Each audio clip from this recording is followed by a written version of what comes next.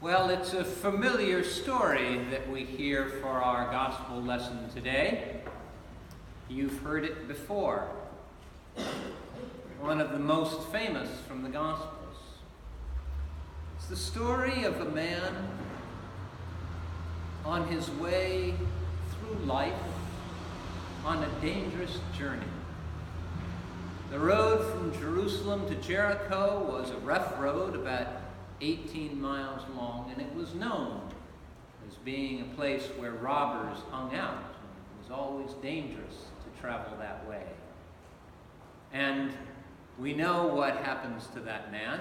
He gets set upon by the robbers and left for dead by the side of the road.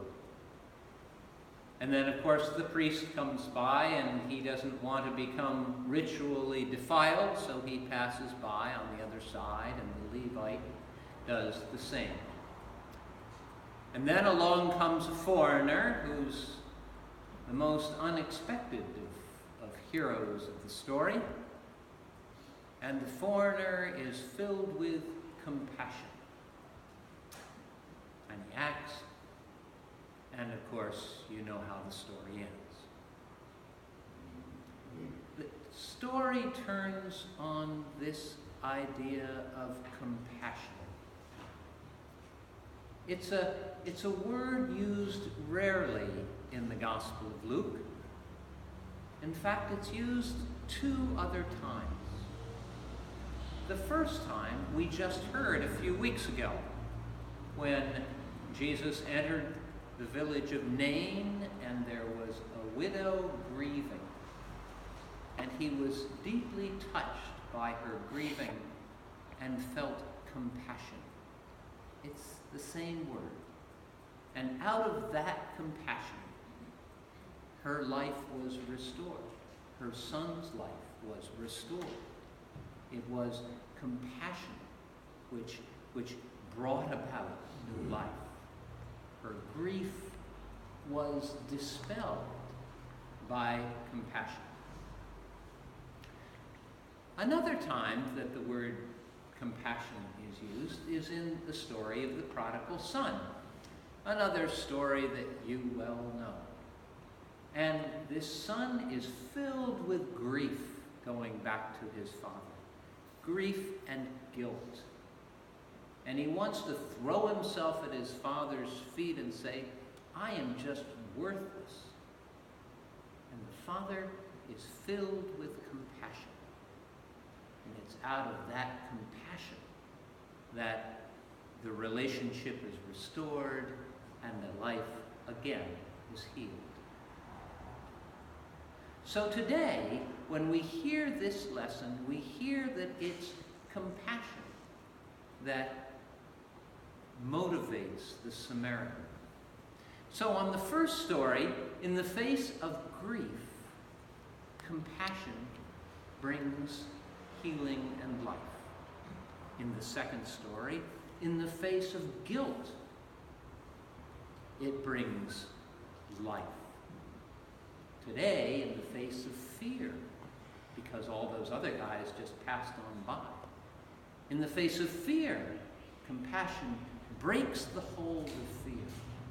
So there must be something about this word compassion which breaks grief and guilt and fear. It must be that this idea of compassion, of opening one's heart in moments of grief or fear or guilt, opening one's heart to one another is what breaks open the bonds of death in the world and brings new life.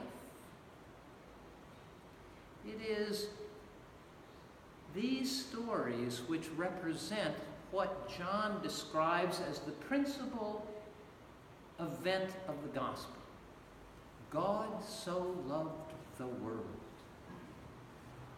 God had such compassion for the world that he broke the grip of death on the world by sending his own Son. So whenever we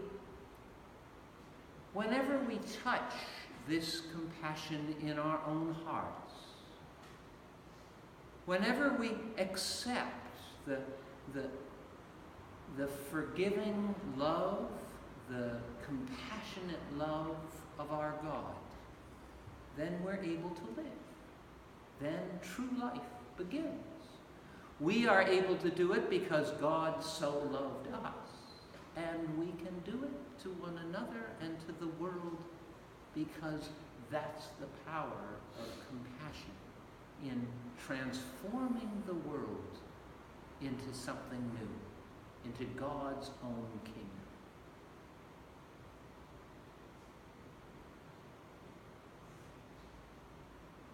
It's been a pretty dark summer this summer. It was just a couple of weeks ago that we remembered at our altar all the people who had been killed in Orlando. And the week after that, you'll remember, was the week when ISIS had 3 terrorist attacks with huge numbers of people dying in Baghdad and Raqqa and in Medina in Saudi Arabia. It was a week of slaughter. And then, of course, we have this week. We have this week when issues of racial hatred in our country just boil over in the death of 2 young black men and 5 white police officers. It's a dark summer, no matter how you look at it. And how do you break the hold of that darkness? What does God have to say about that darkness and how we get through it? How do we live through such darkness? Well, you know, we've lived through a lot of darkness as a human race. And this gospel, as ridiculous as the notion of compassion seems, this gospel has prevailed over all these years.